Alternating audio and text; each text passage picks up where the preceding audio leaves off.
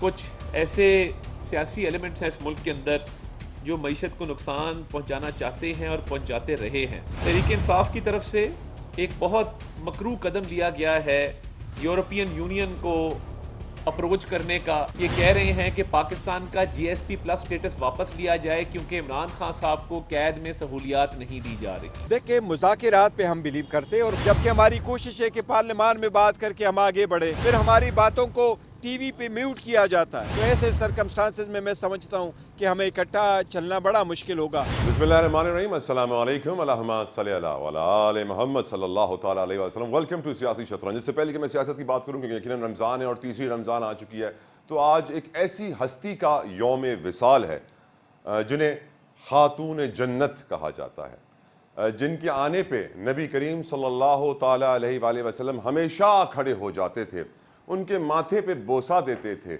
نبی کریم صلی اللہ تعالیٰ علیہ وآلہ وسلم کی 7 اولادوں میں سے یہ وہ واحد اولاد ہے جسے اللہ سبحانہ و تعالیٰ نے حیاتی دی۔ میں بات کر رہا ہوں اماں جان فاطمۃ الزہرا سلام اللہ علیہا کی، اور اس بات میں کوئی شک و شبہ نہ ہو کہ وہ جنت کی خواتین کی رانی ہیں، اور ان کی شان ہی ہے جس کی وجہ سے آج ہم نماز کے بعد فوراً سے سبحان اللہ، الحمدللہ اور اللہ اکبر کی تسبیح کرتے ہیں۔ یہ انہی کی شان ہے جس کی وجہ سے بہت ساری ہماری دین میں ہمیں بہت کچھ سکھایا گیا ان کے ذریعے۔ جیسے کہ ایک دفعہ صحابہ کرام سے پوچھا گیا کہ عورت کے معنی کیا ہیں، نبی کریم صلی اللہ علیہ وسلم نے پوچھا ان سے، کوئی صحیح جواب نہ دے سکا، تو پھر اماں جان سلام اللہ علیہا کو بلایا گیا اور ان سے پوچھا گیا کہ میری بیٹی، میری جان، میرے جگر کا ٹکڑا، تم بتاؤ عورت کے معنی کیا ہیں۔ پردہ لگوایا گیا اور پھر سب کے سامنے سوال پوچھا گیا، تو انہوں نے جواب دیا کہ عورت کے معنی ہے پردہ۔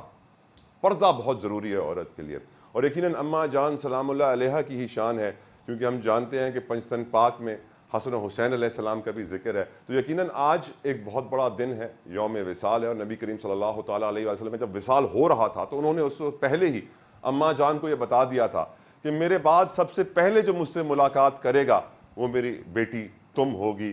یقیناً اماں جان فاطمۃ الزہرا کا وصال تو ہو گیا، لیکن ان کی بتائی ہوئی تعلیمات پر عمل کر کے آج اس دنیا کی ہر عورت ایک کامیاب عورت بن سکتی ہے، بٹ سیڈلی ان کی تعلیمات کو آج کے مسلمان اتنی امپورٹنس نہیں دیتے ہیں۔ میں گزارش کروں گا تمام اپنی بہنوں سے، اپنی ماؤں سے، اپنی بیٹیوں سے کہ وہ ضرور اماں جان سلام اللہ علیہا کے بارے میں پڑھیں اور ان کی بتائی ہوئی تعلیمات پر عمل ضرور کریں۔ اب دینی بات ہو گئی ہے تو بات کر لیتے ہیں سیاست کی۔ سیاست کی بات کی جائے تو ہم جانتے ہیں کہ آج پہلی ملاقات ہو گئی ہے وزیر اعلیٰ کے پی کے علی امین گنڈاپور کی اور وزیر اعظم پاکستان میاں شہباز شریف کی۔ برف پگھلنے لگی ہے۔ ہم جانتے ہیں پی ٹی آئی کے لیے بڑی مشکلات تھیں، 2 ہفتے کے لیے عمران خان سے کوئی مل نہیں سکتا تھا، اڈیالہ جیل کے ہزاروں قیدی پریشان ہو گئے، اپنے پیاروں سے مل نہیں پا رہے تھے، سیکیورٹی تھریٹ کی بنا کے اوپر ملاقاتوں کا سلسلہ بند کر دیا گیا۔ لیکن آج چونکہ اڈیالہ جیل کے اندر کیس کی سماعت تھی تو وہاں پر میڈیا سے غیر رسمی گفتگو بھی ہوئی عمران خان کی، اور انہوں نے یہی کہا کہ سب کچھ جھوٹ کا پلندہ ہے، الیکشن جھوٹے ہوئے، اداروں کی ساکھ ختم ہو گئی، سینٹ کی نشستوں کا جو انتخاب ہے وہ بھی دھاندلی شدہ ہی ہوگا، پاکستان میں سری لنکا والا کام ہونے والا ہے۔ یہ بڑی امپورٹنٹ بات انہوں نے کہی ہے۔ اچھا، سری لنکا کا ذکر اس لیے بھی آیا ہے کیونکہ ہم جانتے ہیں کہ آئی ایم ایف کے ساتھ مذاکرات ہونے جا رہے ہیں، 24واں ہم آئی ایم ایف سے بیل آؤٹ پیکج لے رہے ہیں، کیونکہ آئی ایم ایف ہمیں بیل آؤٹ کرتا رہتا ہے لیکن ہم سدھرتے نہیں ہیں، اپنی معیشت کو پیروں پہ کھڑا نہیں کرتے ہیں۔ دوبارہ ہم بیل آؤٹ پیکج لے رہے ہیں، 4 سال کا ہم یہ بیل آؤٹ پیکج لے رہے ہیں۔ پہلے ہم 3 سال کا لیتے تھے، اب 4 سال کا لے رہے ہیں۔ ایکسٹینڈڈ فنڈ فیسلٹی بھی اسے کہا جا رہا ہے، اور یقیناً یہ بہت امپورٹنٹ ہے پاکستان کی بقا، پاکستان کے مستقبل کے لیے۔ ورنہ جس طرح پی ڈی ایم 1 نے کہا تھا کہ ہم نے ڈیفالٹ سے بچایا، تو پی ڈی ایم 2 بھی شاید یہی کہے گی ہم نے ڈیفالٹ سے بچایا اگر یہ قرضہ ہمیں نہیں ملتا ہے، کیونکہ سری لنکا ڈیفالٹ ہوا تھا اور ڈیفالٹ ہونے کے بعد اب اپنے پیروں پہ کھڑا ہو رہا ہے۔ میری نظر میں ڈیفالٹ ہونا بہت ضروری ہے پاکستان کے لیے آنے والے وقت میں۔ آگے پروگرام میں میں آپ کو بتاؤں گا کہ میں یہ نیریٹو کیوں کیری کر رہا ہوں۔ ساتھ ساتھ ہم یہ بھی جانتے ہیں کہ بڑا اہم اجلاس ہوا ہے، چیئرمین پی سی بی بھی ہیں، ہوم منسٹر بھی ہیں پاکستان کے، محسن نقوی صاحب، دو بڑے اہم، یہ بھی پاکستان کی تاریخ میں پہلی بار ہوا ہے کہ چیئرمین پی سی وفاقی وزیر بھی ہے، وہ بھی اتنے اہم ترین قلمدان داخلہ کا۔ اللہ تعالی ہم سب کو ایسی کمال رشتہ داریاں دے جس سے سب کو 2 عہدے مل سکیں۔ اس کے علاوہ ہم یہ بھی جانتے ہیں کہ عطا تارڑ صاحب نے ایک پریس کانفرنس کی، اس میں وہ کہتے ہیں کہ پی ٹی آئی نے خط لکھا ہے یورپین یونین کو اور پھر اس کے بعد پی ٹی آئی کی طرف سے تردید آ گئی ہے کہ ہم نے کوئی خط نہیں لکھا ہے, یہ سب جھوٹ کا پلندہ ہے, کوئی ایسی بات نہیں ہے, صرف پی ٹی آئی کے بدنام کرنے کی کوشش کی جا رہی ہے وفاقی وزیر اطلاعات کی جانب سے. ہم یہ بھی جانتے ہیں کہ آج پی ٹی آئی اور ان کی سنی اتحاد کونسل نے مخصوص نشستوں کے لیے لاہور ہائی کورٹ سے اسٹے آرڈر کی درخواست کی تھی, وہ ان کو نہیں ملا, اسٹے آرڈر کی درخواست ریجیکٹ کر دی گئی ہے. فاروق ایچ نائک بھی وہاں پر موجود تھے اور انہوں نے بولا کہ ایسی لسٹیں انہوں نے جمع نہیں کروائی ہیں, اب یہ سیٹیں مانگنے آ گئے. تو یقیناً یہ تمام تر وہ ایشوز ہیں جو آج کے پروگرام میں ہم ڈسکس کریں گے. میرے ساتھ ایک کمال پینل بھی موجود ہوگا. کراچی اسٹوڈیو میں مجھے جوائن کیا ہے شبیر قائم خانی صاحب نے, ساتھ ساتھ ایڈوکیٹ احمد اویس صاحب ہوں گے پی ٹی آئی سے ہمارے ساتھ. عظما کاردار صاحبہ will join us from P M L N, and Zulfiqar Badar صاحب ول بی ہیئر جو کہ اسپوکس پرسن ہے. بلاول بھٹو زرداری صاحب کے بہت بہت شکریہ تمام مہمانوں کا. بریک لیجیے, بریک کے بعد گفتگو شروع کریں گے.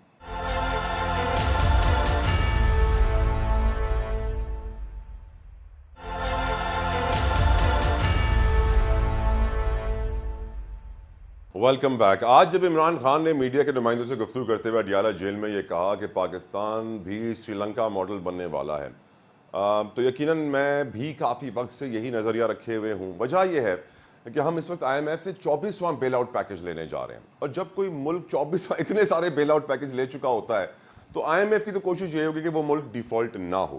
پر ہمارے زمینی حالات اور حقائق اس بات کے آگاہ ہیں اور اس بات کو جانتے ہیں کہ ہم ڈیفالٹ کر چکے ہیں. اب ایسے میں ہم یہ سوچنے پہ مجبور بھی ہیں اور ہمیں سوچنا چاہیے بھی کہ اگر ہم ڈیفالٹ ہوں گے تو کیا ہوگا.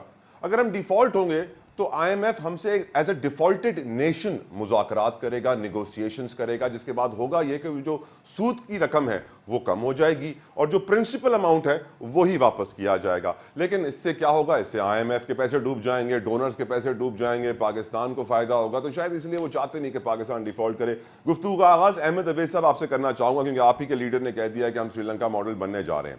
سر میری نظر میں بہت ضروری ہے کہ پاکستان ڈیفالٹ کرے, کیونکہ جب کوئی شخص اپنے گھٹنوں پہ گرتا ہے اس کو درد ہوتا ہے, اس کو تکلیف ہوتی ہے, پھر جب دوبارہ اپنے پیروں پہ کھڑا ہوتا ہے تو وہ جانتا ہے کہ وہ کس تکلیف سے گزرا ہے. مسئلہ یہ ہے کہ ہم اس تکلیف سے گزرے نہیں ہیں ابھی تک احمد اویس صاحب, اور میری نظر میں کہ آپ میرے اوپینین سے اگری کریں گے کہ بہت ضروری ہے کہ پاکستان ڈیفالٹ کرے اور ہم ایک ریالٹی چیک ہر پاکستانی کو, سیاستدانوں کو دے سکیں. سر یور اوپینین. بسم اللہ الرحمن الرحیم. بڑی اہم پروپوزیشن ہے جو آپ نے آج پیش کی ہے یہاں پہ باقاعدہ بحث کے لیے. بات یہ ہے کہ جو صورتحال ہماری ہے اس میں کوئی شک نہیں ہے کہ ہم ڈیفالٹ کے اتنے نزدیک ہیں, اور نہ صرف یہ کہ نزدیک ہیں, اگر وہ ابھی ہمیں وہاں سے ان کو کچھ سپورٹ مل بھی جاتی ہے تو اس کے اگینسٹ جو ہمارے پہ کامن مین کے اوپر جس قسم کی اکنامکس پابندیاں اور ٹیکسیشن کی وصولی اور ٹیرفس کی جو اتنے ہائی ریٹس جو لگا دیے گئے ہیں, اس سے پاکستان کی پاورٹی, بلو پاورٹی لائن جو لوگ زندگی گزار رہے ہیں, آپ سوچئے کہ ان کی مشکلات کا آپ امیجن بھی نہیں کر سکتے کہ جن لوگوں کے پاس پہلے ہی شیلٹر کوئی نہیں ہے, کھانے کو پیٹ بھر کے کھانا نہیں کھا سکتے, کپڑا پورا جسم ڈھانکنے کے لیے نہیں ہے, کوئی اسکول کالج یونیورسٹی کی شکل کسی بچے نے نہیں دیکھی, کسی فیملی نے کسی ہاسپٹل کی کسی ڈسپینسری کی شکل نہیں دیکھی, ان لوگوں کے ان کو ڈیفالٹ یا نان ڈیفالٹ سے کیا ہوگا, ان کے اوپر اور بھرمار ٹیکس, کیونکہ وہ لوگ اس حالت میں بھی ٹیکس دیتے ہیں, ایک ماچس کے ڈبیا خریدتے ہیں تو ٹیکس دے رہے ہیں, اور وہ ٹیکس کے ساتھ ہمارے حکمران جو عیاشی کرتے ہیں, اس کے بعد یہ ڈیفالٹ نہیں ہوگا تو ہوگا کیا. آپ کو یاد ہوگا 2016 اور 15 جب میاں نواز شریف گئے تھے وہاں پہ یو این او کا سیشن اٹینڈ کرنے کے لیے, اور اسی سال جو ہے باقاعدہ فلور آف دی ہاؤس کے اوپر یہ اسٹیٹمنٹ دی گئی تھی بجٹ سیشن میں کہ poverty line in Pakistan has gone up to 42.3%. اس کا مطلب ہے قریباً 10 کروڑ لوگ جو ہیں وہ بلو پاورٹی لائن زندگی گزار رہے ہیں. اور ہمارے پرائم منسٹر جب وہاں جا کے انہوں نے کمرہ لیا تھا $9,500 پر ڈے پہ کمرہ لیا تھا. وہ سر ہمارے کیئر ٹیکر پرائم منسٹر نے جہاز لنڈن سے پیرس گھما دیا تھا کہ مجھے آئیفل ٹاور پہ ڈنر کرنا ہے. یہ بات میں پہلے کرتا ہوں, آپ بالکل ٹھیک کہہ رہے ہیں, میں نے تو سب سے پہلے پوائنٹ آؤٹ کیا تھا کہ وہ ان کا کوئی مینڈیٹ نہیں ہے کہ وہ جہاز لے کے اپنی فیملی کو لے کے لنڈن سے پیرس گئے اور وہاں ادھر پھر سعودی عربیہ گئے اور گھما پھرا رہے ہیں اور وہ آئیفل ٹاور کی سیر کروا رہے ہیں ایٹ اسٹیٹ ایکسپینس. یہ خدا کے لیے جب یہ انداز ہوگا ہمارے حکمرانوں کا اور جو इलेक्टेड भी, मैं उनको इलेक्टेड कहूंगा, उनका नुमाइंदा हुक्मरान नहीं कहूंगा, जो हमारे इलेक्ट होकर भी आते हैं। ठीक, क्योंकि सर। जब आपको कॉमन मैन की एस्पिरेशन का ख्याल नहीं है तो आप किसी सूरत नुमाइंदगी नहीं कर रहे हैं। तो इस अब पाकिस्तान में हालात ये हैं कि ये हुकूमत एक जारी मैंडेट के ऊपर आके बैठ गई। इस हुकूमत ने स्टोलन मैंडेट के ऊपर आके ये बैठे हैं और इनको कोई राइट नहीं है, कोई कॉन्स्टिट्यूशनल अथॉरिटी और कोई मॉरल अथॉरिटी ठीक है अहमद साहब, नहीं है हुकूमत चला। ठीक है अहमद साहब। और इसके बावजूद ये हुकूमत बना के, और इतनी बड़ी आपने देखा काबीना कैसे बनी है, एक एक पोर्टफोलियो के अंदर कितने लोग सर ऐसे लोग हैं जो चेयरमैन पीसीबी भी हैं और होम मिनिस्टर भी हैं सर। ये भी तारीख में कभी नहीं हुआ सर कि चेयरमैन पीसीबी होम मिनिस्टर भी हो, फेडरल मिनिस्टर भी हो सर। Unbelievable, unbelievable. इसलिए कि उसने as care taker chief minister Punjab जो उसने सपोर्ट की है, जो उन्होंने पीटीआई के साथ किया है, उसका इनाम दिया जा रहा है, कह रहे हैं सर। जी एग्जैक्टली यही मैं अर्ज करना सर फिर आपको भी यही कहना चाहिए कि अल्लाह हम सबको ऐसी रिश्तेदारियां दे जिससे दो पोजीशंस मिल सके। Let me take the discussion somewhere else. MS साहब विद योर परमिशन। उस्मा कारदार साहिबा, आपके जो इस वक्त प्राइम मिनिस्टर हैं, आपकी पार्टी के वो सीनियर पोजीशन पे शहबाज शरीफ साहब, हमारे भी प्राइम मिनिस्टर, उन्होंने ये स्टेटमेंट दी थी कि पीडीएम 1 में हमने मुल्क को डिफॉल्ट होने से बचाया। मुझे लगता है ये स्टेटमेंट दोबारा इस साल भी रिपीट होगी। लेकिन मैडम एक बात बताइए, अगर हम एक गरीब मुल्क हैं तो फिर हमारे मिनिस्टर्स 10-10, 12-12 करोड़ की गाड़ियों में क्यों घूमते हैं? मैडम आपकी इंफॉर्मेशन के लिए, गवर्नर हाउस की जो बुलेट प्रूफ मर्सिडीज है ना, उसका एक टायर जो हर साल चेंज होता है, वो एक टायर 20 लाख रुपए का है, 4 टायर 80 लाख रुपए के। ये हमारे टैक्स पेयर के पैसों से खरीद, और ये एक गवर्नर हाउस की एक मर्सिडीज है। बहुत सारी गाड़ियां। कहने का मकसद ये है कि जिस तरह से हमारे अरबाब इक्तदार और ये पॉलिटिशियन जो पावर में आते हैं, जिस तरह ये घूमते हैं प्रोटोकॉल में, जितनी गाड़ियां, जितने शशके इनके होते हैं, कहीं से लगता नहीं है कि ये कोई गरीब मुल्क है। इंडिया ने तरक्की इसलिए की थी कि वहां के ministers ambassador made in India गाड़ी में चलते थे। हमारा नसीब ये है आज तक मेड इन पाकिस्तान एक गाड़ी नहीं बना पाए हैं। तो हम, आपको लगता है कभी अपने पैरों पे खड़े होंगे? और क्या आपकी नजर में, मेरे नजरिए के मुताबिक, डिफॉल्ट होना पाकिस्तान के लिए बहुत जरूरी है तरक्की करने के लिए? इसके ऊपर भी कमेंट कीजिएगा उस्मा कारदार साहब। ताला आपने तो जनाब पूरा थीसिस दे दिया है भाई। ये प्रोग्राम तो मुझे लगता है कि आपके थीसिस के लिए बना के अल्हम्दुलिल्लाह 17 साल की सहाफत है मेरी उस्मा कारदार साहबा। मैंने ये दाढ़ी जो है धूप में सफेद नहीं की है और ना ही मैं डाई लगाता हूँ। आपका थीसिस सुन के तो तालियां बजा सकते हैं, और तो उसके अलावा कुछ नहीं कर सकते। आप पीटीआई में होती तो तालियां बजाती, नून में इसलिए नहीं बजा रही। अच्छा नहीं, आप जरा थोड़ा सा अगर आप मुझे टाइम दे दें तो मैं शुरू इस बात से करूंगी कि ये अवैध साहब ने तो बड़ी तमहीद बांधी है कि जनाब ये हो गया और वो हो गया। तो सबसे पहले तो हमें ये बता दें कि इनके जो लीडर साहब थे, वो तो उन्होंने तो सबको पीछे छोड़ दिया। वो तो हेलीकॉप्टर से उड़ते थे पीएम हाउस से और बनी गाला लैंड होते थे डेली। वो आना भी उनका हेलीकॉप्टर में और जाना भी उनका हेलीकॉप्टर में। ये तो हमने कभी पहले देखा ही नहीं। उस्मा साहबा, अपना दिफा करने के लिए दूसरे की बुराई करना भी अक्लमंदी नहीं होती है, लेकिन ये हमारा वतीरा बन गया है। मेरी बात आप सुन लेना, जरा बात सुन लें, एक जरा बैलेंस रखने की कोशिश करें। दूसरे, हमने अभी 2-4 दिन पहले देखा कि एक केपी के सीएम जो अभी बने हैं, वो आए और जनाब उनका जो प्रोटोकॉल का जो काफिला था उसमें 50 गाड़ियां थी। तो मुझे तो समझ नहीं आती है कि ये कौन सा एक मंतक होता है जिसमें कुछ लोग अगर कर लें तो उनको कोई पूछने वाला नहीं होता, और जो कुछ को आप कटहरे में लाके खड़ा कर देते हैं। आप ये क्यों नहीं कहते हैं कि हमारा मुल्क जो है उसमें सबको कुर्बानी देनी है, अशराफिया से लेके नीचे तक सब ने अपना, वो नीचे वालों ने इतनी कुर्बानी दे दी है, बेचारे पहले ही मर गए, अब सिर्फ अशराफिया बचे जिन्हें कुर्बानी देनी है। आसान नहीं है ये जो आप कह छोड़ते हैं कि हाँ अच्छा है कि हम डिफॉल्ट कर जाएं, अच्छा है कि हम श्रीलंका बन जाएं। आपको ये नहीं पता कि उसके आगे से नताइज क्या निकलने हैं। ये जरा आप जाके डियाला में भी लोगों को समझा दें कि वो इस तरह की जो है बातें, अगर कोई दुश्मन है ना तो वही पाकिस्तान के लिए कर सकता है। कोई पाकिस्तान का हुब्बुल वतन पाकिस्तानी ऐसी बातें नहीं कर सकता है। आप ये आप कहें कि हमने इस वक्त जो अपनी मईशत है उसको संभाला देना है, उसके लिए हमें जो भी कुर्बानी देनी पड़ेगी हम सब देंगे और हमें देनी चाहिए, क्योंकि हमने पाकिस्तान को अपने पाँव पे खड़ा करना है। और पाँव पे खड़ा करने का तरीका ये नहीं है कि आप IMF के दफ्तर के बाद जाके तो वहाँ मुजाहरे करें और आप यहाँ से खत लिखें IMF को और खत लिखें आप यूरोपियन यूनियन को, जी पाकिस्तान को कोई लोन ना दे, कोई पाकिस्तान को आके बेल आउट पैकेज ना दे। یہ نہیں ہوتی ہے حب الوطنی. تو ذرا تھوڑا سا نا ایک انسان کو پاکستان کو ریڈ لائن بنانے کی ضرورت ہے ہمیں مجھ سے اگر کوئی قربانی لینی ہے تو میں حاضر ہوں. باقی بھی پاکستانی ہم جتنے بھی ہیں ہمیں تھوڑا بہت ایفرٹ کرنی پڑے گی, پھر گاڑی چلے گی آگے, مل کے بیٹھنا پڑے گا. اور یہ جو افراتفری کی سیاست ہے, یہ جو انتشار کی سیاست ہے, اور یہ جو ایک دوسرے کو دھمکیاں دینے کی جو سیاست ہے, اس کو دفن کرنا پڑے گا. ایک ٹیبل پہ بیٹھنا سیکھنا پڑے گا تاکہ ہم پاکستان کے لوگوں کے مسائل حل کر سکیں اور پاکستان کو اس مشکل معاشی جو ہمارے چیلنجز ہیں ان سے ہم نکال سکیں. یہ ہمیں کرنا پڑے گا. ٹھیک. ذوالفقار بدر صاحب, یقیناً یہ آپ کا بھی پوائنٹ آف ویو بہت امپورٹنس یہاں پہ رکھتا ہے کیونکہ آپ بلاول بھٹو صاحب کے اسپوکس پرسن بھی ہیں. سر میں کامرس کا اسٹوڈنٹ ہوں, اکانومی سے میں نے اپنا صحافتی کریئر شروع کیا تھا 2007 میں.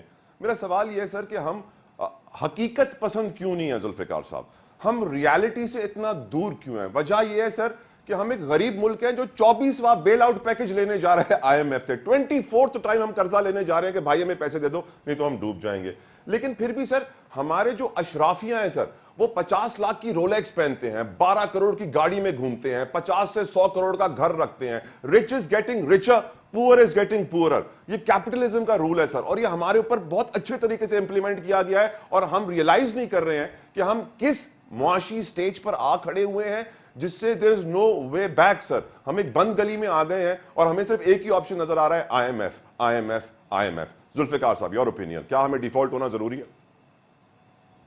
بسم اللہ الرحمن الرحیم. بہت شکریہ طلحہ صاحب, آپ نے اپنے پروگرام میں بلایا. دیکھیں بڑا امپورٹنٹ آپ کا یہ سوال ہے کہ ہمیں ڈیفالٹ کی طرف جانا چاہیے یا نہیں جانا چاہیے. دیکھیں I am not at all of this opinion کہ ہمیں ڈیفالٹ کی طرف جانا چاہیے. اللہ نہ کرے کبھی پاکستان ڈیفالٹ کرے. ہاں, اس کے ساتھ ساتھ جو آپ کا امپورٹنٹ سوال ہے کہ ہم آئی ایم ایف کے پاس کیوں جاتے ہیں, یہ بگر کوسچن ہے. بس ہم بھی اپنے پاؤں پہ نہیں کھڑے ہو سکے ابھی تک اور ہمیں آئی ایم ایف کی طرف جانا پڑا ہے. یہ سوال جو ہے اشرافیہ کی طرف دیکھ لیں کہ اشرافیہ rich is getting richer and poor is getting more پورر. تو یہ سوال جو ہے اس کے اوپر ہمیں ڈیبیٹ کرنے کی ضرورت ہے, اس کو ڈسکس کرنے کی ضرورت ہے.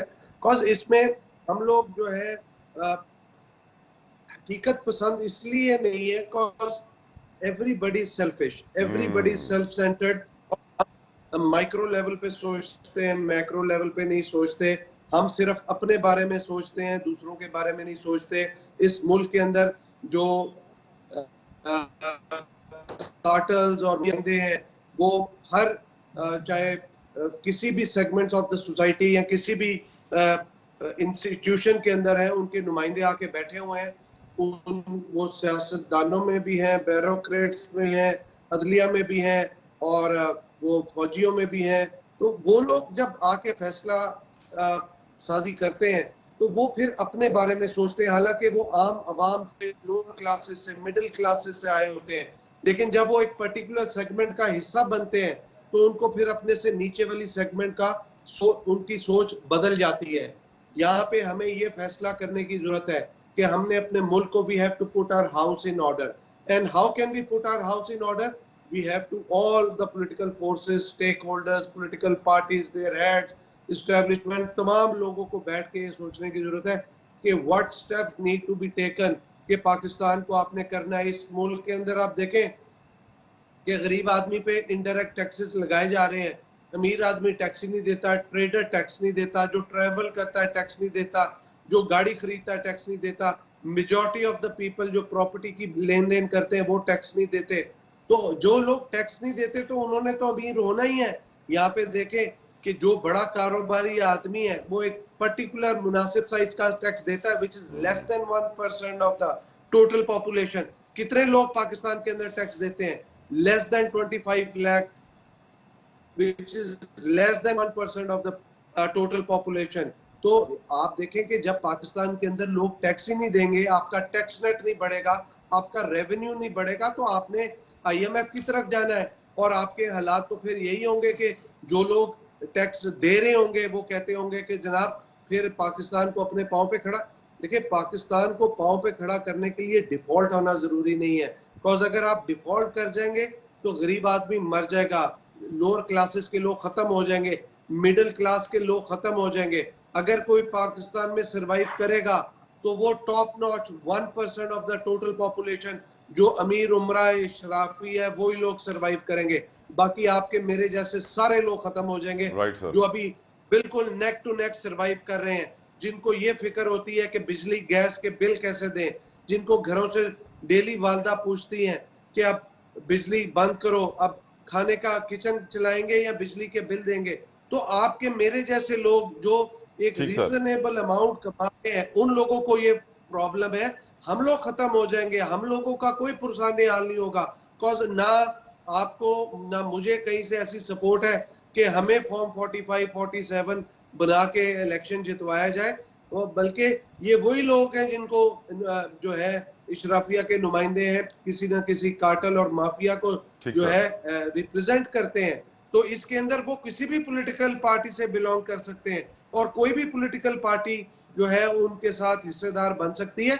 हमें इस टाइम पे रिस्पॉन्सिबल लीडरशिप की जरूरत है, जो तमाम ना पीडीएम 1 है ना पीडीएम 2 है, इस टाइम पे रिस्पॉन्सिबिलिटी किसी एक को देनी है जो लीड करे, अपनी टीम लेके आए, अपनी पॉलिसी बनाए, अपनी स्ट्रेटेजी बनाए, उसकी इम्प्लीमेंटेशन करे और आवाम को परफॉर्म करके डिलीवर करे और जवाब दे। ठीक जुल्फिकार साहब, अब मैं कायम खानी साहब आपकी तरफ आना चाहता हूं। मैं नहीं चाहता, ये मेरी कोई ख्वाहिश नहीं है कि ये मुल्क डिफॉल्ट करे कायम खानी साहब, ये मैं सिर्फ इसलिए कह रहा हूं कि हम हकीकत को समझें, रियलिटी चेक मिले हमें कि हम कहां खड़े हैं, क्योंकि हम खड़े कहीं हैं और हम समझ रहे हैं कि हम हैं कहीं और, रियलिटी से हम बहुत दूर हैं। आपका ओपिनियन सर इस पूरी सिचुएशन पे कायम खानी साहब, क्योंकि आप कराची को भी बिलोंग करते हैं, आप बिजनेस कम्युनिटी से भी कनेक्टेड है, आपको बहुत अच्छी तरह मालूम है सर ग्राउंड रियलिटी।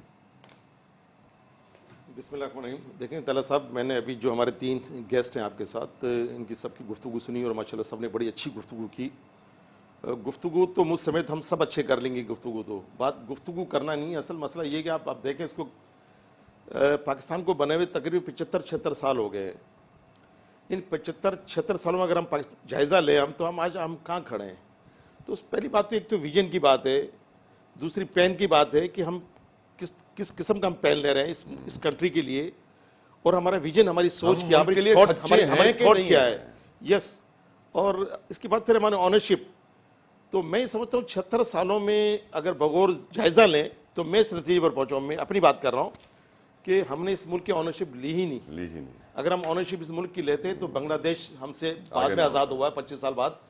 आज बांग्लादेश की मईशत को आप देखें, आज उनके आप करेंसी को देखें, उनके लिविंग स्टाइल को आप देखें, इवन मतलब बांग्लादेश की मिसाल में दे रहा हूँ, जिनको हम बहुत पहले कहते थे कि बंगाली, ये 5 फुट के बंगाली ये क्या करेंगे। तो इसके बाद भी हमारे पास और भी बहुत से ममालिक आज़ाद हुए, तो उन्होंने एक मुल्क, उनके जो लीडरशिप थी, उन्होंने मुल्क की ऑनरशिप ली, पेन लिया, उन्होंने दर्द रखा उस मुल्क के लिए। तो आज देखो उन्होंने दुनिया की जोग्राफी में उन्होंने अपने मुल्क को किस तरह से, उस कंट्री को उन्होंने उजागर किया है। अनफॉर्चुनेटली हमारे पाकिस्तान में, मैंने कहा ना कि हम बातें सब अच्छी खूबसूरत कर लेते हैं, काम नहीं करते, लेकिन अफसोस हमें ये होता है कि आज हम कहाँ अगर खड़े हो गए। अल्लाह ताला ने इस मुल्क को हर नियामतों से नवाजा, पाकिस्तान में किसी चीज़ की कमी नहीं है। वो आप मौसम देख लें, आप फ्रूट देख लें, आप हर क्रॉप देख लें, इवन आप यहाँ पहाड़ हैं, दरिया हैं, समंदर, माइंस, मिनरल, एवरीथिंग, सब चीज़ें उसके बावजूद मतलब आज हम कहाँ खड़े हैं। सब कुछ होकर भी कुछ नहीं है, कुछ भी नहीं है। यकीन करें हमें दर्द होता है, बड़ी तकलीफ होती है, बहुत तकलीफ होती है कि हम कहाँ अगर हम खड़े हो गए हैं। दुबई जो देखो आज, आप मैं 2-3 मिसालें आपको देता हूँ। आप देखेंगे परवेज मुशर्रफ साहब के वक्त में यहाँ पे तकरीबन 40, 45, 47 के करीब जहाज थे पीआईए के पास, आज 12 जहाज भी नहीं। कहाँ चले गए इन 15 सालों में? ये जहाज कहाँ चले गए? 825 अरब का कर्जा है पीआईए का, मुल्क और कर्जा अलग है, ये मुल्क कहाँ चला गया? ये पीआईए जो जिसने एमिरेट को बना के दिया था, आज एमिरेट पूरी दुनिया में राज कर रहा, लेकिन पीआईए के पास आज हमारे पास 12। ये एक मैंने मिसाल दी है। आप रेलवे की मिसाल ले लें, आप इरिगेशन की मिसाल ले लें, तमाम आप एजुकेशन में आप कहाँ खड़े? हम कहने को तो कहते हैं कि देखो सब चीजें कहते हैं हम डिफॉल्ट नहीं होंगे, हम डिफॉल्ट नहीं होंगे, हम डिफॉल्ट से बच गए। नहीं, अल्लाह बेहतर करेगा। देखो डिफॉल्ट तो आप जब कह रहे हैं कि लोग 12-12 लाख, 15-15, 20-20 लाख की घड़ियां रोलेक्स पहन रहे हैं, 50 लाख की और घड़ियां सब पहन रहे हैं, 12 करोड़ की गाड़ियां। जी तो 20 लाख का एक टायर गवर्नर हाउस की बुलेट प्रूफ मर्सिडीज का एक टायर 20 लाख। एक बात में मुझे मौका दे सर, 1 मिनट का। अब जिन्होंने भी जितनी भी बातें की, तमाम की लीडरान ने यहाँ पर हुकूमत की है, तो हम किसको दोष दें? हम ये किससे बात कर रहे हैं? अभी खाली प्रोग्राम करना, आपके प्रोग्राम में आकर शतरंज, सियासी शतरंज में आकर बैठकर गुफ्तगू कर नहीं, اصل بات یہ سب ذمہ دار ہیں، ہم سب ذمہ دار ہیں بہت خوبصورت کہ بات۔ خدا را ہم کچھ ایسے لوگ سوچ بیدار کریں جس سے یہ ملک جو اللہ تعالیٰ نے ہر نعمتوں سے نوازا ہے، کسی چیز کی کمی نہیں ہے، تو کب اس پاکستان کو ہم اس ترقی کی طرف گامزن کریں گے؟ بہت اچھی بات کی شبیر صاحب، مجھے ایک بریک کی طرف جانا ہے، اور شبیر قائم خانی صاحب نے جو بات کی نا، ہم سب ذمہ دار ہیں، ہم سب ذمہ دار ہیں، اپنے اپنے گریبان میں جا کے سمجھ جائیں گے آپ کیوں ذمہ دار ہیں۔ بریک لیجیے۔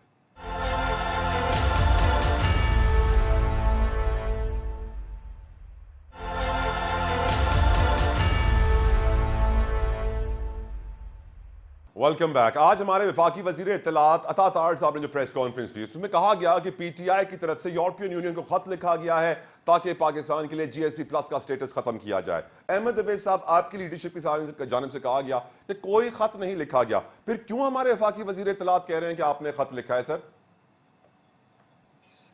میں آپ کو کیا بتاؤں، یہ جس طرح انہوں نے یہاں بات کی ہے کہ جی خط لکھا ہے اور خط نہیں لکھا گیا، آپ اگر تھوڑا سا پیچھے چلے جائیں، 9 مئی کے جب واقعہ ہوا تو اس کے 2-4 دن کے بعد اس وقت کے پرائم منسٹر، جو آج بھی پرائم منسٹر ہیں، شہباز شریف صاحب نے باقاعدہ ٹی وی کے اوپر ایک سٹیٹمنٹ دی، ان کے باقاعدہ منہ سے نکلی سٹیٹمنٹ کہ انہوں نے دیکھیے یہ خیال نہیں کیا کہ لیجنڈ جہاز جو تھا ایم ایم عالم کا، جسے انڈیا کے اتنے جہاز گرائے گئے تھے اور وہ اتنا بڑا ہیرو کا جہاز تھا، اس کو بھی جلا کے خاک کر دیا۔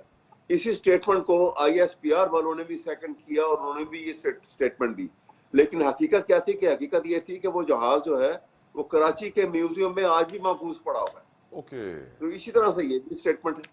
یہ تو بڑا یہ انفارچونیٹ ہے کہ ہم اس حد تک آگے نکل جاتے ہیں کسی کی مخالفت میں یا کسی کے خلاف کوئی ایک سکور وننگ کے لیے پوزیشن میں آنے کے لیے، کہ ہم بھول جاتے ہیں کہ یہ حقیقت کیا ہے اور قوم کو اس سے کتنا نقصان ہوگا یا کتنا فائدہ ہوگا۔ ان والوں کو تو یہ ہمارے سروکار ہی نہیں لگتا۔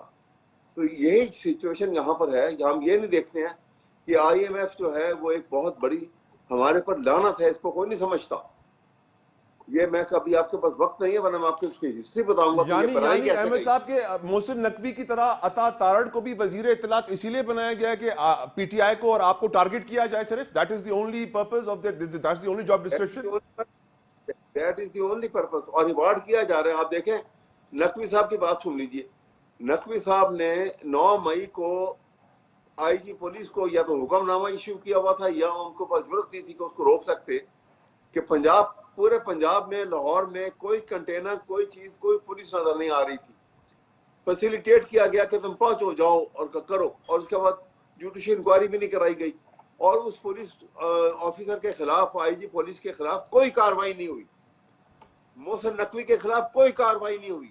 اصل میں تو سہولت کار تو یہ لوگ تھے اگر تھے، لیکن یہی میں عرض کر رہا ہوں کہ یہاں پہ جب اس انداز میں چلیں گے، حکومتیں اس طرح چلیں گی اور کسی ایک کو ٹارگٹ بنا کے اس کو ہدف بنا لیا، ایک کو، چاہے وہ عمران خان کی شکل میں ہے یا پی ٹی آئی کی شکل میں ہے، اور ملک کا ستیہ ناش کر دیا۔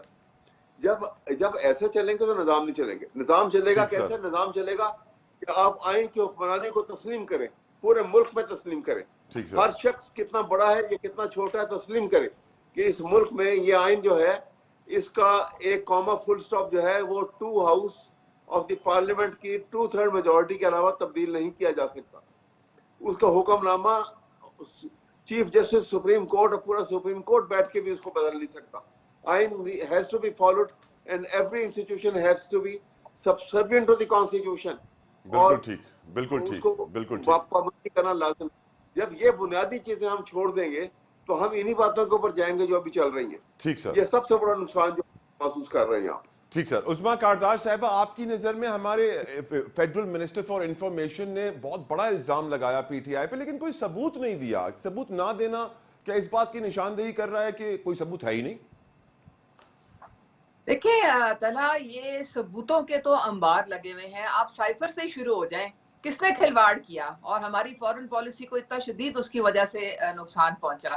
پھر ان کے میں نے ٹویٹر سیشنز ان کے خود، وہ عاطف خان نے کہا کہ جی ہم نے وہاں پہ لابنگ فرمز ہائر کی ہیں، ہم نے میڈیا ہاؤسز جو ہیں ان کو انگیج کیا ہے کہ وہاں پہ ہمارے لیے وہ لابنگ کریں گے۔ اور آپ نے دیکھا کہ کس طرح انہوں نے لیٹرز لکھے، پٹیشنز لکھی۔ کبھی ایک کوئی کانگریس مین جو تھا وہ بول رہا ہے کبھی کسی سینیٹر کے پاس سے جا رہے ہیں, اسے اسٹیٹمنٹ لکھوا رہے ہیں کہ پاکستان میں ہیومن رائٹس کی وائلیشنز ہو رہی ہیں, پاکستان میں یہ ہو رہا ہے, پاکستان میں وہ ہو رہا ہے. انہوں نے اتنا پاکستان کو ڈیمیج کیا ہے انٹرنیشنلی, ان کو نقصان, یہاں تک کہ انہوں نے کہا کہ ہم انٹرنیشنل کورٹ آف جسٹس میں جا رہے ہیں. ابھی میں شہباز گل کو کل پرسوں جو تھی, میں کسی کے ساتھ بیٹھی تھی تو وہ کہانی سنا رہا تھا کہ سب پہنچے IMF کے دفتر کے بعد, ہم وہاں پہ بیٹھ کے تو پروٹیسٹ کر رہے ہیں. انہوں نے تماشا لگایا ہوا ہے, انہوں نے پوری دنیا میں پاکستان کو چلیں میرے سوال پہ آ جائیں میڈم میرے سوال پہ بھی تو آئیں, میرے سوال پہ بھی شرم آنی چاہیے ان کو شرم آنی چاہیے. انہوں نے پوری ایک جناب ویب سائٹ بنائی ہوئی ہے جہاں پہ یہ جا کے ایک تو پیسے مانگتے ہیں باہر والوں سے, اور پھر کہتے ہیں کہ یہ دیکھیں یہ آپ کا سینیٹر ہے, آپ کے علاقے میں یہ رہ رہا ہے, اس کے پاس آپ نے جا کے ای میل بھیجنی ہے اور اس کو کہنا ہے کہ دیکھیں آپ PTI کے حق میں بولیں اور کہیں کہ جی ہیومن رائٹس وائلیشنز ہو رہی ہیں. یہ کیا کر رہے ہیں پاکستان کے ساتھ؟ ان کو کوئی ہمدردی نہیں ہے. یہ مجھے ذرا یہ بتا دیں طلحہ, جب 3.5 سال PTI کی حکومت تھی, ساری اپوزیشن کو جیل میں ڈالا ہوا تھا, سب کو قید کیا ہوا تھا, اور جا کے ان کو یہ کہتے تھے باہر کے جی میں تو AC بھی ان کا اتار دوں گا, میں ان کی ایسی کی تیسی پھیر دوں گا سارے کی. اور طیبہ گل کے ساتھ کیا ہوا تھا, کیوں اس کو کڈنیپ کر کے PM ہاؤس میں رکھا ہوا تھا؟ یہ جواب دیں ساری باتوں کا. میاں محمد نواز شریف کو کسی سے ملنے کی اجازت نہیں تھی, ان کی زوجہ جو تھی وہ ڈیتھ بیڈ پہ تھی, ان سے بات کرنے کی اجازت نہیں تھی. باویلا ڈھنڈورا جو ہے وہ اپنی باری آتی ہے تو جناب خوب رونا پیٹنا ڈالا ہوتا ہے, ہمیں روک دیا, ہمیں ملنے نہیں دیا جا رہا, ہمارے ساتھ یہ کر دیا, ہمارے ساتھ وہ کر دیا.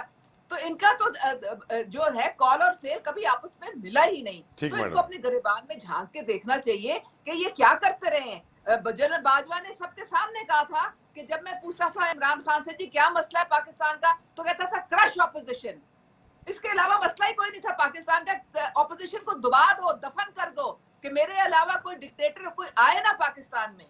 کیا کیا اس نے جناب, جو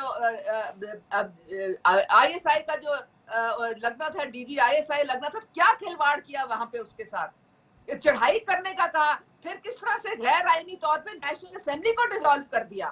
آپ مجھے یہ بتائیں ڈیپٹی اسپیکر کے تھرو غیر آئینی ساری حرکتیں تو انہوں نے کی, ابھی کیا باتیں کرتے ہیں. Point taken, thank you. اب مجھے یہ بتائیے قائم خانی صاحب, میرے خیال سے اگر MQM نے نا PTI کی کھل کے برائی کی ہوتی نا تو آج آپ کو بھی کوئی بڑی وزارتیں مل رہی ہوتی ہیں سر. اسی لیے آپ کو سائنس اینڈ ٹیکنالوجی ملتی ہے کہ آپ کھل کے PTI کی برائی نہیں کرتے. کیا کرے قائم خانی صاحب, کیوں نہیں کرتے؟ پہلی بات تو یہ کہ سائنس اینڈ ٹیکنالوجی کی وزارت کوئی چھوٹی وزارت نہیں ہے, اور جو آپ کہہ رہے ہیں کہ آپ سمجھ جائیں میں چھوٹا کیوں کہہ رہا ہوں. خیر بہرحال یہ کہ دیکھیں ہم نے ہمیشہ اپنے اصولوں پر بات کی ہے اور اپنے اس میں موقف بیان کیا اپنا. رہا سوال یہ کہ دیکھو ابھی میں سن بھی رہا تھا PTI کی بات کر رہے ہیں, ہم نے بات کی نا PTI ابھی اوے صاحب جو فرما رہے تھے, تو PTI کو بھی تو 3.5 سال یہاں ملے نا اس پاکستان میں حکومت کرنے کو. ان 3.5 سالوں میں یہ بات آپ تاریخ ریکارڈ اٹھا کے دیکھ لیں کہ جو PTI کے کہے ہوئے جو الفاظ یا لفظ ہیں جو انہوں نے اسپیچز میں جو کیے, جو خان صاحب نے باتیں کی, مجھے ایک بتا دیں کہ کسی ایک پہ امپلیمنٹ ہوا. انہوں نے کہا تھا کہ ہم 100 دن بعد آتے ہی ساری اس ملک کی تقدیر بدل دیں گے.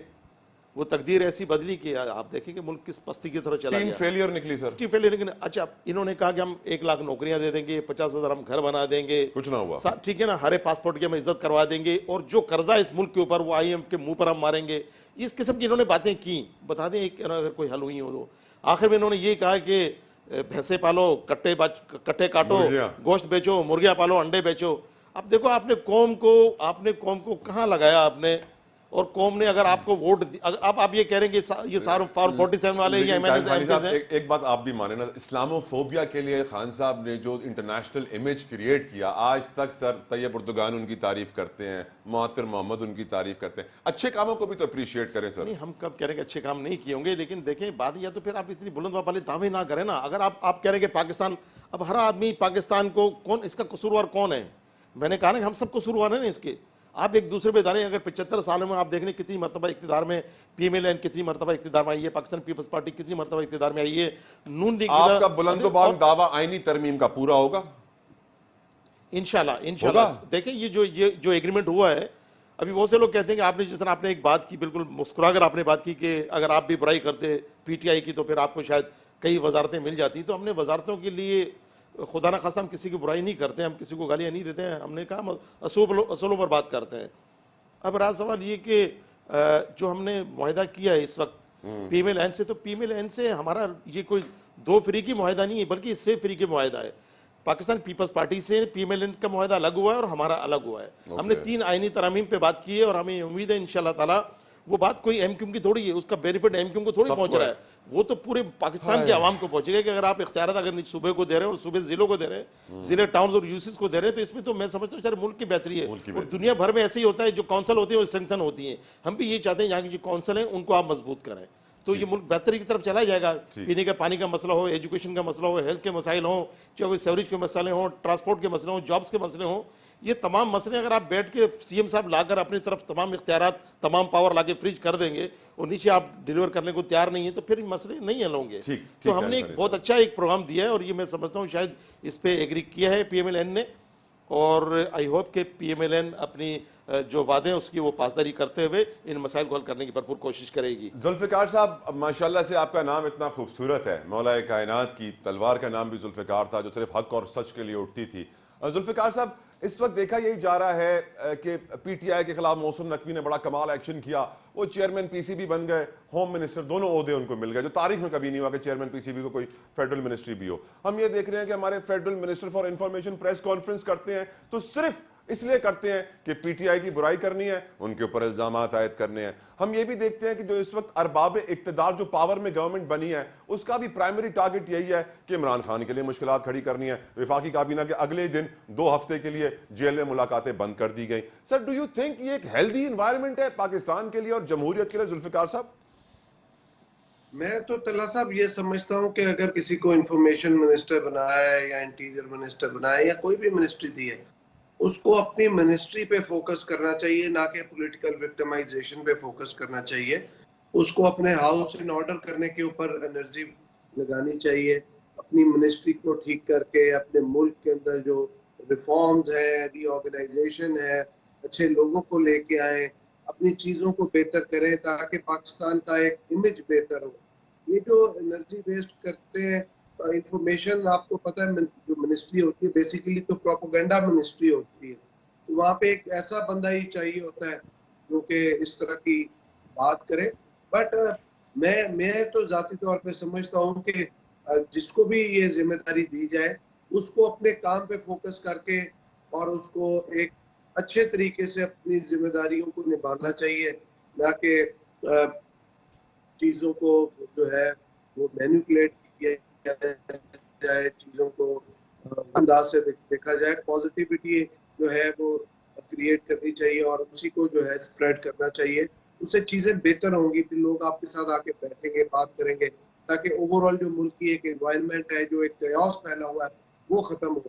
تو یہ ہمارے لیے ضروری ہے. ویل سیڈ سر, ویل سیڈ. ایک مجھے سر بریک لینی ہے, بریک کے بعد مجھے ایک اور امپورٹنٹ ایشو ڈسکس کرنا ہے, law and order and security کے حوالے سے. ایک بریک لیتے ہیں. Viewers don't go anywhere, we'll be right back.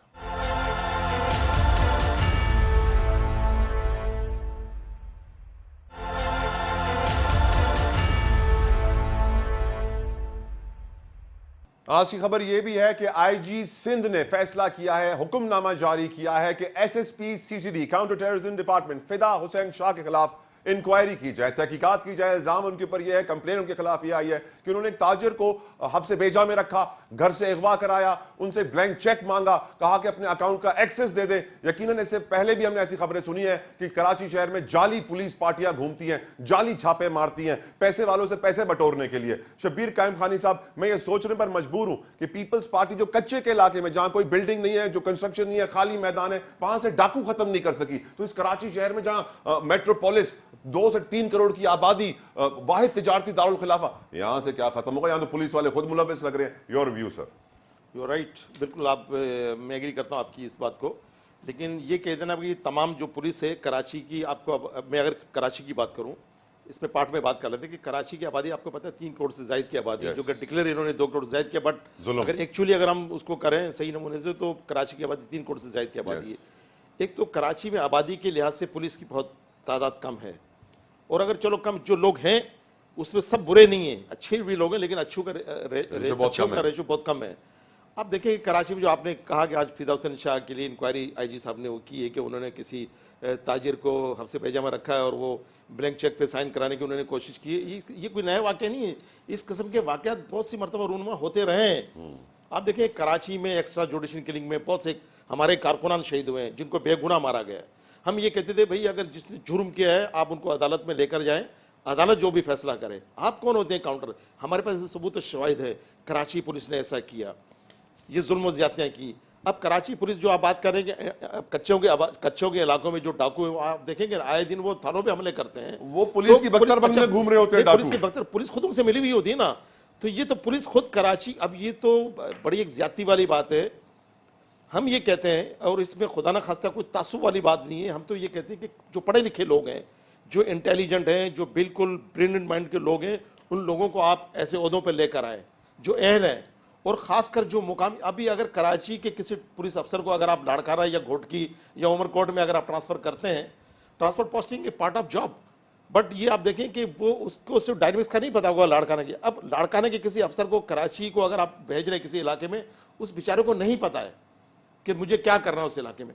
تو مقامی لوگوں کا ان علاقوں میں رہنا اور پولیس افسران کو بہت زیادہ ضروری ہے تاکہ وہ کرائم کو کنٹرول کر سکیں. بالکل صحیح. لیکن اگر ہم یہ بات والوں کو کراچی میں نوکریاں ملنی چاہیے. اگر ہم یہ بات کرتے ہیں یار یہ تعصب کی بات کرتے ہیں. ذوالفقار صاحب آپ کی نظر میں سر کیا وجہ ہے, پرابلم کیا ہے؟ میں صرف ایک چھوٹا سا ایگزامپل ذوالفقار صاحب آپ کے سامنے رکھ رہا ہوں کیونکہ میری فیملی میں بھی سر پیپلز پارٹی کے جیالے بہت سارے ہیں, میرے والد بھی تھے, بہت سارے سر. اور جب مرتضیٰ بھٹو کا سر 2 تلوار پہ پولیس کے ساتھ مقابلہ ہوا تو انہیں شہید کیا گیا تھا, تو جتنے پولیس والے اس مقابلے میں تھے ان سب کو بڑے بڑے عہدوں سے نوازا گیا. تو کہا یہی جاتا ہے کہ سر پیپلز پارٹی کے ہاتھ میں ہے پولیس اور وہ نہیں چاہتے کہ لا اینڈ آرڈر کنٹرول ہو کیونکہ پیسہ ایسے ہی کمایا جاتا ہے. Your view sir.